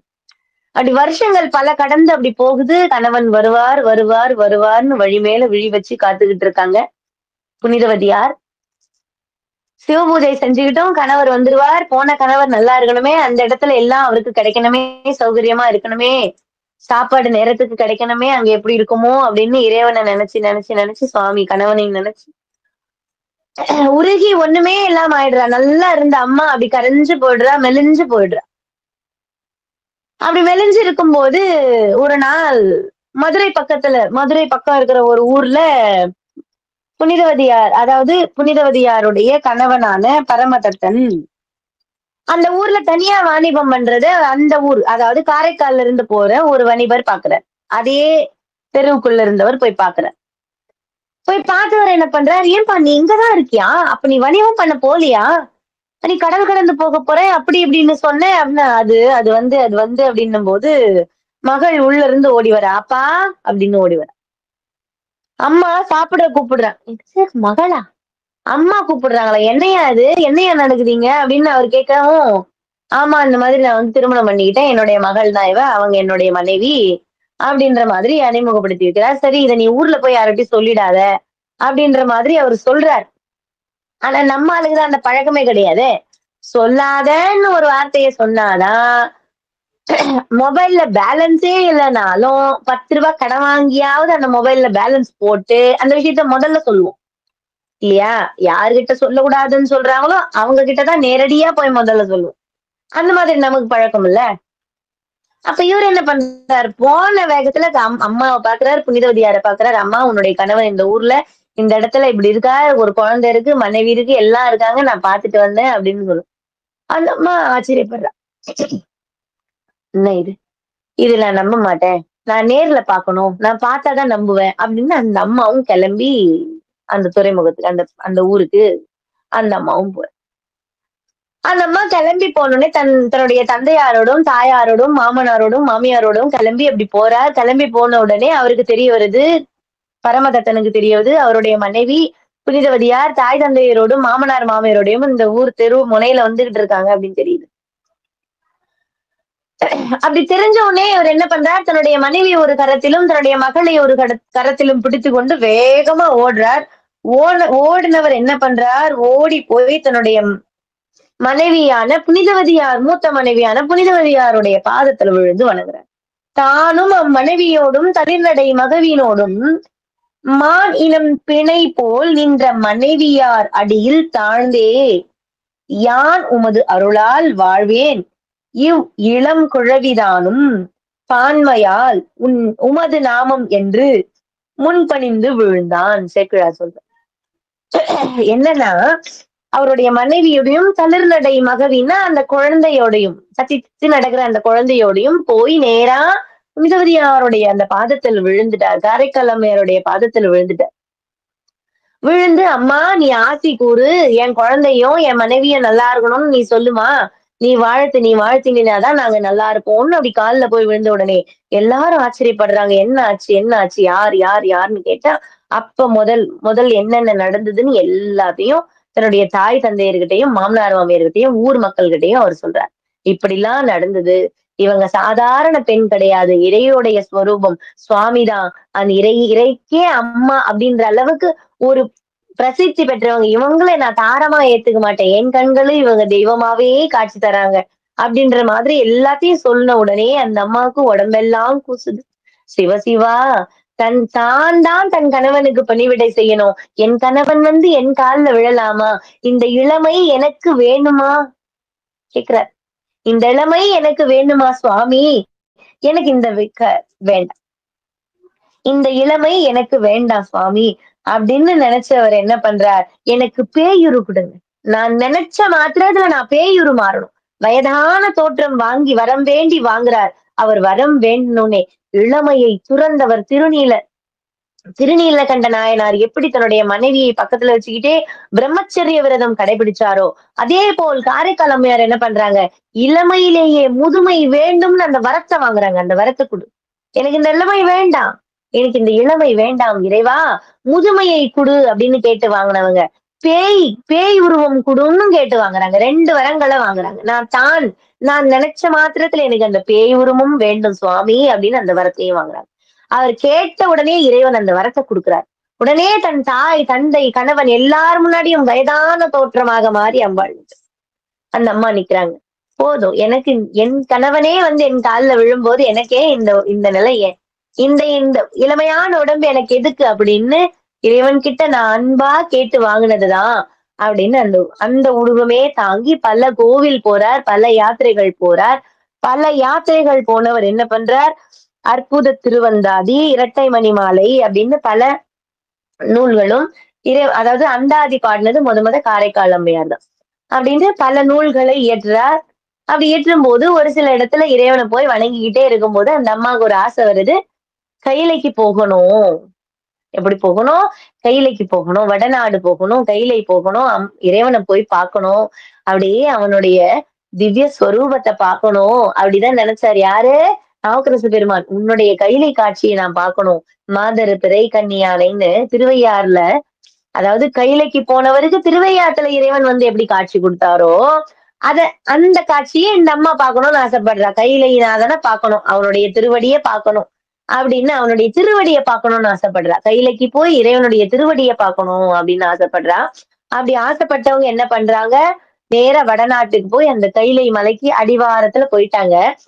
அந்த கால் எடுத்து அந்த மலை மேல் வைக்கும் போது ஒவ்வொரு மணலும் சிவலிங்கம், ஒவ்வொரு பாறையும் சிவலிங்கம், ஒவ்வொரு செடியும் சிவலிங்கம், ஒவ்வொரு கொடியும் சிவலிங்கமாகவே காட்சி தருது. நமக்கு என்ன தெரியுது? ஒவ்வொரு சிவலிங்கமாவே காட்சி தருது. என்னடா இது? ஒவ்வொரு சிவலிங்கமாவே காட்சி தருது. இறைவா இறைவா இறைவா அப்படின்னு நினைச்சாங்க. நினைக்கும் போது என்ன பண்ணிட்டாங்க? சுவாமி, நான் உங்ககிட்ட ஒரு வரம் கேட்டேனே சுவாமி, எனக்கு கொடுங்க சுவாமி அப்படின்னு அந்த பேய் உருவத்தையும் வேண்டி வாங்கினவங்க என்ன பண்றாங்க? தலைகீழாக நடந்து போறாங்க. நம்ம நினைப்போம் காரைக்கால் அம்மையார் எப்படி தலைகீழ நடந்து போயிருப்பாங்க அப்படின்னு. கிடையாது. அந்த அம்மா நடந்து போகும்போது காரைக்கால் அம்மையார் வயது முதிர்ந்துதான் இருந்தாங்க. ஆனா மலை கிட்ட போயிட்டு இறைவன் அங்க பார்க்கும்போது மணலெல்லாம் இறைவன், தான் பார்க்கிற இடமெல்லாம் இறைவன் இருக்கும்போது கால் எப்படி அந்த மலையில இருக்கிறது அப்படின்னு நினைச்சவங்க தலையால நடக்கணும்னா எப்படி நடக்க முடியும்? அப்ப பேய் அப்படின்ற அந்த உருவம் எடுத்தா நம்ம தலைகீழா நடந்து போலான்னு நினைச்சு பேயுரு கொண்டு தலையாலேயே நடந்து போய்கிட்டு இருக்காங்க. அப்படி நடந்து நடந்து நடந்து நடந்து அப்படி போறவங்க ஒரு பேயுரு கொண்டு அப்படி நடந்து நடந்து அப்படி போய்கிட்டு இருக்காங்க. அப்ப அம்பாள் என்ன பண்றா? அப்படி அப்படி நடந்து அவங்க போகும்போது ஒவ்வொரு அடிக்கும் இந்த அம்மா ஒரு அடியும் எடுத்து எடுத்து அப்படி வைக்கும்போது தன் தன் தன் தன்னு அப்படி அந்த கையிலை மலையே ஒரு ஆட்டங்காடுது.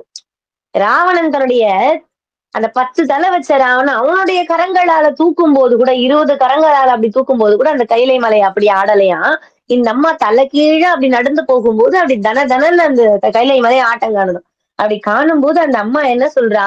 பார்வதி தேவி உமையாள் அப்ப சுவாமியை திரும்பி நோக்கி சொல்றா, அம்பிகை திருவுள்ளத்தின் அதிசயித்து அருளி தாழ்ந்து தம் பெருமானை நோக்கி. அம்பாள் என்ன பண்றா? தம் பெருமானை நோக்கி, சுவாமி, தலையினால் நடந்து இங்கு ஏறும் எம் பெருமானோர் ஏற்பின் யாக்கை அன்பு என்னே என்ன நம் பெருமாட்டிற்கு அங்கு நாயகன் அருளி செய்வான். அப்ப நம்ம தலைகீழ நடந்து வர அந்த அம்மாவை கேட்கல, அப்படி திரும்பி அப்படி பாக்குறா உமையாள். அப்படி திரும்பி சுவாமி அப்படி பார்க்கும்போது சுவாமி புரிஞ்சுக்கிறார் தன் மனைவி உமையவள் என்ன கேட்க வர்றா அப்படின்றத சுவாமி புரிஞ்சுக்கிறார். புரிஞ்சுகிட்டவர் சிரிச்சுக்கிட்டே சொல்றார், வரும் இவள் நம்மை பேணும் அம்மைகான் உமையே மற்ற பெருமை சேர் வடிவம் வேண்டிப் பெற்றனள். என்ன வந்து சேரணும், இந்த மலையேற்கு காலால நடந்து வரக்கூடாதுன்னு இந்த வடிவம் வேண்டி பெற்றனள் அப்படின்னு சொல்றார். அப்படி சொல்றார். என்னன்னு சொன்னார்? அம்மா கிட்ட என்ன சொல்றார்? இவள் நம்மை பேணும் அம்மைகான். உலகத்துக்கெல்லாம் அப்பா. அம்மையே, அப்பா, அப்பா, ஆரூரா, தியாகேசா, நடராஜா, எம்பெருமானே அப்படின்னு பல நாமங்கள், பல கோடி நாமங்கள். அப்பா, அப்பா, அப்பான்னு இந்த உலகத்துல பிறந்த எல்லா ஜீவராசிகளும் உயிரையே விடுது. சுவாமி, அப்பா, அம்மான்னு உயிரையே விடுற இந்த ஜீவராசிகள்ல இறைவனே அம்மா, அம்மையே, அம்மையேன்னு அழைத்த ஒரு பெருமைக்குரிய பெண் காரைக்கால் அம்மையார். அம்மையேன்னு அவர் அழைக்க, அப்பான்னு இந்த அம்மா அழைச்சாங்க. அப்பா அப்படின்னு இந்த அம்மா போய் அழைச்சாங்க. அம்மையே அப்படின்னு சுவாமி அழைச்சார். அந்த இடம், அந்த காட்சி கண் முன்னாடி வரும்போது கண்கள்ல நீர் பெடுக்குது இல்லையா? அம்மையேன்னு அவர் அழைக்கிற சுவாமி அம்மையேன்னு ஏன் அழைச்சாரான்னா, அவர் அம்மா இல்லாததுனாலதானே செருப்பு காலால் கண்ணப்பன் மிதித்தான், பிரம்படி பட்டார், கல்லால் அடி வாங்கினார் இல்லையா? பித்தா பித்தா பித்தான்னு சுந்தரமூர்த்தி சுவாமியார் திட்டினார். அம்மா இருந்திருந்தா இப்படி எல்லாம் நடந்திருக்குமா? என் சுவாமி அப்படி விட்டுருப்பாங்களா? என் பிள்ளைய யாருடா கேக்குறதுன்னு வந்து கேட்டிருக்க மாட்டாங்க. சுவாமியே நினைச்சாரோ என்னமோ, காரைக்கால் அம்மையார பார்த்து அம்மையே, அம்மையே, அம்மையேன்னு ஆசையா அழைச்சாராம். அதனாலதான் அந்த பெருமைக்காகத்தான் இறைவனே அம்மையேன்னு அழைச்ச காரணத்துக்காகத்தான் 63 நாயன்மார்கள்ல அம்பாள் மட்டும் அமர்ந்த கோலத்தில் காட்சி தர்றாங்க காரைக்கால் அம்மையார் இல்லையா? அப்போ கேட்கும்போது சுவாமி வந்து அப்படி சுவாமி இறங்கி வர்றார், இந்த அம்மா ஏறி போறாங்க. அப்படியே அணைச்சிக்கிறார். சிவபெருமானே இறைவா, இறைவா, இறைவான்னு அப்படி வணங்குறார். இறைவன் வணங்கி, அம்மா உனக்கு என்ன வரம் வேணும்? உனக்கு என்ன வேணும் கேளு. உனக்கு என்ன வேணும்னு கேளுன்னு சுவாமிக்கே தாங்க முடியல. அந்த அந்த உணர்ச்சி பெருக்கால சுவாமியே கேட்கிறாரு. என்ன வேணும் வரம் வேண்டும்? என்ன வரம் வேண்டும்? சுவாமி கேட்கிறார். அப்ப அந்த அம்மா கேக்குறாங்க, இரவாத இன்ப அன்பு வேண்டி பின் வேண்டுகிறார். எப்படி கேக்குறாரு? இரவாத இன்ப அன்பு வேணும். நானு அப்பா என்னுடைய அன்பு இறக்கக்கூடாது. யாரிடத்திலும் என் அன்பு இறக்கக்கூடாது. என் எதிரியே ஆயினும் பகையாளியே என் முன் வந்து தோன்றிடும். என் அன்பு இறக்கக்கூடாது இறைவா. இரவாத அன்பு இன்ப அன்பு வேண்டி பின் வேண்டுகிறார். பிறவாமை வேண்டும். என்னன்னு கேக்குறார்? அப்பா பிறவாமை வேண்டும். மீண்டும் பிறப்புண்டேல் உன்னை என்றும் மறவாமை வேண்டும். இன்னும் வேண்டும். அப்படியா? பிறவாமை கேட்டுட்ட, பிறவாமை வேண்டும்னு கேட்டுட்ட சாமி. அதான் நான் கேக்குறேன். பிறவாமை வேண்டும்னு கேட்டுட்ட, மீண்டும் பிறப்புண்டேல் உன்னை மறவாமை வேண்டும்னு கேட்டுட்ட. இன்னும் என்ன வச்சிருப்பாங்க? இந்த அம்மா இன்னும் என்ன கேக்குறாங்க அப்படின்னு பார்த்தா, இன்னும் வேண்டும் நான் மகிழ்ந்து பாடி அரவா நீ ஆடும்போது உன் அடியின் கீழ் இருக்க என்றார். எவ்வளவு பெரிய பாக்கியம்! அம்மா உனக்கு இந்த 2 வரத்தையும் நான் தாராளமாக தருகிறேன். சுவாமி சொல்றார். அம்மா நீ கேட்ட மாதிரி பிறவாமை வேண்டும், மீண்டும் பிறப்புண்டேல் உன்னை மறவாமை வேண்டும், இன்னும் வேண்டும் நான் மகிழ்ந்து பாடி அரவா நீ ஆடும்போது நின் அடியின் கீழ் இருந்திடவே என்றார். அப்படி இல்லையா? இந்த 2 வரங்களை நான் தருகிறேன். பிறவாமை தருகிறேன், பிறப்புண்டேல் என்னை மறவாமையும் நான் தருகிறேன். ஆனால் திருவாலங்காடு அந்த தலத்திற்கு வா, என்னுடைய தாண்டவத்தை பார், என்னுடைய தாண்டவத்தை அங்க நான் உனக்கு காட்டுறேன் அப்படின்னாரு சுவாமி. நாவுக்கரச பெருமானுக்கு எப்படி திருவையாற்றில் காட்டினாரோ, கோலங்களை காட்டினாரோ, அது போல இங்க இந்த அம்மாவுக்கு திருவாலங்காட்டுக்கு கூப்பிடுறார். திருவாலங்காடு வா, பஞ்ச சபைகளில் ரத்ன சபை திருவாலங்காடு. அழகான கஷேத்திரம் போனோம். நம்ம எல்லாம் அங்க போய் பார்க்கணும். அங்க அம்மாவுக்கு சொல்றார், நான் ஆடும் பொழுது காளியுடன் அதாவது காளியோட நான் போட்டி போட்டு ஆடும் பொழுது நீ அங்க வந்து நில்லு. அந்த தாண்டவத்தை நீ பார். அதை பார்த்துக்கிட்டு நீ அங்கேயே எங்கூடவே இருந்திருந்து சுவாமி அழகா ஒரு வரம் கொடுக்குறார். அந்த அம்மா வராங்க. இறைவன் அங்க பரிபூர்ணமா தரிசிச்சுட்டு திருவாலங்காட்டுக்கு வர்றாங்க. திருவாலங்காட்டுக்கு வராங்க. அது சுவாமி எப்படி சொல்றார்? கூடுமாறு அருள் கொடுத்து குலவு தென் திசையில் என்றும் நீடுவாழ் பழனமூதூர். அந்த திருவாலங்காட்டுக்கு பேர் என்ன? பழனமூதூர் நிலவிய ஆலங்காட்டில் ஆடும் மானடமும் நீ கண்டு ஆனந்தம் சேர்ந்து எப்போதும் பாடுவாய் நம்மை என்றான் சிவபெருமான். எவ்வளவு அழகா! அந்த ஆலங்காட்டுல நான் மானடனம் ஆடும்போது அந்த ஆட்டத்தை பார்த்துக்கிட்டே நீ என் பாடிக்கிட்டே இருமா அப்படின்ற ஒரு அழகான வரத்து சுவாமி கொடுக்கிறார். அங்க வந்து அம்மா நின்னு சிவபெருமானே, இறைவா, இறைவன் அங்க இருக்கிற ஒரு பேரு வடாரண்யேஸ்வரர், அம்பாள் பேரு வண்டார் குழலி. வடாரண்யேஸ்வரர், வட ஆரண்யம்னா ஆரங்கள் நிறைந்த காடு, ஆலமரம் நிறைந்த காடு. வடாரண்யேஸ்வரர் இறைவன் பெயர், அம்பாள் பெயர் வண்டார் குழலி. அந்த ஆஹ் அது காடா இருக்கும்போது அந்த மலர்கள்லாம் நிறைய இருக்குமா. அப்ப அந்த மலர்களை விட்டுட்டு வண்டுகள்லாம் போய் அம்பாளுடைய கூந்தலை மொய்க்குமா. அதுதான் வண்டார் குழலி. அந்த பூக்களுடைய மனம் வர்ற மனத்தை விட அம்பாளுடைய அந்த திருக்கூந்தல்ல மனம் அதிகமா வருமா. அதுதான் அம்பாளுடைய பெயர் வண்டார் குழலி அப்படின்னு பெயர். அந்த இடத்துல அழகா இருப்பாங்க, சுவாமியும் அம்பாளும் அழகா இருப்பாங்க. அங்க நம்ம திருவாலங்காட்டுக்கு கோவிலுக்கு போனாவே, அரக்கோணம் பக்கத்துல அந்த ஊர் இருக்கு, போனாவே முதல்ல நாம போய் பார்க்க வேண்டியது காளி. அதாவது காளி அந்த இடத்துலதான், எல்லா இடத்துலயும் காளி கோபமா இருப்பாங்க. காளியுடைய அந்த 51 தலங்கள்ல திருவாலங்காடு முக்கியமான தலம். அந்த இடத்துல நாம நேரா போனா சுவாமியை பார்க்க கூடாது. இறைவனே வாய் திறந்து சொன்னது. காளி கிட்ட வரம் கொடுத்தாரு சுவாமி.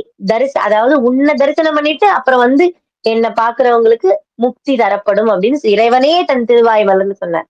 அதனால என்ன பண்ணணும், நம்ம நேரா கோவிலுக்கு போனா முதல்ல காளியை தரிசனம் பண்ணிட்டு அப்புறம் வந்து இறைவனை பார்க்கணும், வடாரண்யேஸ்வரரை பார்க்கணும். சுவாமி திவ்யமா இருப்பார். எப்பவுமே நடராஜ பெருமான் இடது காலை அதாவது கால் தூக்கி ஆடுவார். இங்க இறைவன் காலை செங்குத்தா நேரா அப்படி வச்சிருப்பார், மேல் தூக்கி வான் நோக்கி அப்படி வச்சிருப்பார், வான் நோக்கி வச்சிருப்பார். அதுக்கு 2 சூட்சமங்கள் உண்டு. ஏன் சுவாமி அப்படி கால் தூக்கி வச்சிருக்காரு அப்படின்னா, சிதம்பரத்துல அந்த கை குஞ்சித பாதம், இந்த கை காட்டும், இந்த திருப்பாதத்தை பிடிச்சாதான் உனக்கு முக்தின்னு அந்த பாதத்தை காட்டுவார். ஆனா அந்த குஞ்சித பாதம் வந்து கால் எங்கேயோ இருக்கு, இறைவனுடைய கூந்தல்ல தான் உலகம் இருக்கு அப்படின்னு ஒரு சொல்லப்படுது. அப்ப கூந்தலுக்கும் அந்த திருப்பாதத்துக்கும் தொலைவு அதிகமா இருக்கு அப்படின்னு நினைச்சவர் என்ன பண்ணாரா, என்னுடைய குழந்தைங்க எல்லாம் சீக்கிரம் வந்து எங்கிட்ட சேரணும், எல்லாமே புனித ஆத்மாவா மாறணும்னு நினைச்சவர் அந்த பாதத்தை தூக்கி ஆடினார். அந்த உலகத்துக்கு பக்கத்துல கொண்டு வந்தார். தன்னுடைய கூந்தல்ல உலகம் இருக்குன்னா அந்த திருப்பாதத்தை அப்படி தூக்கி அருளினார் அப்படின்றதும் ஒரு பக்கம் இருக்கு இல்லையா. அந்த பாதத்தை சுவாமி இப்படி நிக்க வச்சு ஆடி இருப்பார். ஊர்த்துவ தாண்டவம், ஊர்த்துவ தாண்டவம். அந்த தாண்டவத்துக்கு பேர் ஊர்த்துவ தாண்டவம். ரத்ன சபை அழகா இருக்கும். சுவாமியை போய் அப்படி தரிசனம் பண்ணோம்னா அழாம அந்த கோவில்ல இருந்து வெளியே வரவே முடியாது, நின்னு அவரை பார்க்கணும். அப்படி பார்க்க ஊர்த்துவ தாண்டவம் ஆடுறார். அப்படி ஆடும்போது காரைக்கால் அம்மையார் போய் நிக்கிறாங்க. சுவாமி, இந்த அடியேனுக்காக ஊர்த்துவ தாண்டவம் ஆடினீரே, இறைவா இறைவா இறைவான்னு அப்படி ஆடிக்கிட்டே அப்படி பாக்குறார். பார்த்துக்கிட்டே சுவாமி சிவசிவா ஆதியோடு அந்தமில்லான் அருள் நடமாடும் போது கீதம் முன்பாடும் அம்மைகளர் ஒளி வளர்த்தால் போற்றி சீத நீர் வயல் சூழ் திங்களூரின் அப்பூதி யாராம் போதமா முனிவர் செய்த திருத்தொண்டு புகழ் உற்றேன் அப்படின்னு சேக்கிழார் பெருமான் அழகாக காரைக்கால் அம்மையாருடைய திருவிளையாடல முடிக்கிறார். அப்ப உங்களுக்கு எல்லாம் ஞாபகம் வரணும், அப்படி அவங்க ஆடினதை சுவாமி பார்க்கணும் அப்படின்னா என்ன பண்ணணும்னா, ஆலகாலனே ஆலங்காட்டினில் ஆடிடும் நாயகனே, ஆலகாலனே ஆலங்காட்டினில் ஆடிடும் நாயகனே, நீலகண்டனே வேதநாயகா நீதியின் காவலனே, நீலகண்டனே வேதநாயகா நீதியின் காவலனே அப்படின்னு அழகா அந்த பாடலோட அந்த படத்துல நமக்கு காமிச்சிருப்பாங்க. அந்த பாடலோட தக தக தக தக தக என ஆடவா சிவசக்தி சக்தி சக்தியோடு ஆடவா, தக தக தக தக தக என ஆடவா சிவசக்தி சக்தி சக்தியோடு ஆடவா அப்படின்னு அழகா அந்த பாடலோட அந்த படம் முடிஞ்சிருக்கும். அதே போலதான் அம்மையார் பெரும் பேரு பெற்றாங்க. இன்றைக்குமே அமர்ந்த கோலத்துல அந்த திருவடியின் கீழ் அம்பாள் இருக்கிறத, காரைக்கால் அம்மையார் புனிதவதியார் இருக்கிறத நம்ம என்னைக்குமே திருவாலங்காடு போனா பார்க்கலாம். ஒரு புனிதம், அதாவது இந்த பெண் அப்படின்றவங்க இறைவன் பெண்களுக்கு என்ன தகுதி அப்படின்னு கேட்கிற மக்கள் முன்னாடி இறைவனுக்கே தாயாக ஆகும் திறன் பெண்களுக்கு உண்டு அப்படின்னு காட்டினவங்க நம்ம காரைக்கால் அம்மையார். அவங்களுடைய குரு பூஜையான இன்னைக்கு அவங்கள பத்தி பேசியிருக்கோம். அவங்களுடைய அ திருவிளையாடல் அதாவது அவங்களுடைய கதைகள கேட்டு ரொம்ப சந்தோஷம் எனக்கு. அவங்களுடைய படல திருவிளையாடல பேசணும். அத கேட்டோம். அவங்களுடைய திருவருள் நமக்கு பரிபூரணமா இல்லன்னா, இத நாம கேட்டிருக்க முடியாது. அடியாருடைய அருளும், ஆண்டவனுடைய அருளும் வேணும். அப்பதான் நாம நாயன்மார்களுடைய அந்த வரலாறுகள கேட்க முடியும். அவங்களுடைய பரிபூரணமான அருளால தான் நாம இன்னைக்கு அந்த அம்மாவுடைய வரலாற நாம சிந்திச்சோம். சிவாய நமக! திருச்சிற்றம்பலம். வடாரணேஸ்வரும், வண்டார்கோழி அம்மாவும் எல்லாருக்கும் எல்லா வளமும், எல்லா நலமும் எல்லாத்தையும் கேட்கிறவங்களுக்கு கேட்டபடி குடுக்கணும் அப்படின்னு இறைவனுடைய திருப்பாதத்தில் விழுந்து வணங்கிக்கிறேன். சிவாய நமக! திருச்சிற்றம்பலம். வான்முகில் வழாது பெய்க மலிவளம் சுரக்க மன்னன் கோன்முறை அரசு செய்க குறைவிலாது உயிர்கள் வாழ நான்மறை அறங்கள் ஓங்க நற்றவம் வேள்வி மல்க மேன்மைகள் சைவ நீதி விளங்குக உலகமெல்லாம் சிவாய நமக! திருச்சிற்றம்பலம். நன்றிகள், நன்றிகள் அம்மா. வாய்ப்பளித்த குருவருள் ஆன்மீக மையத்திற்கு நன்றிகள்.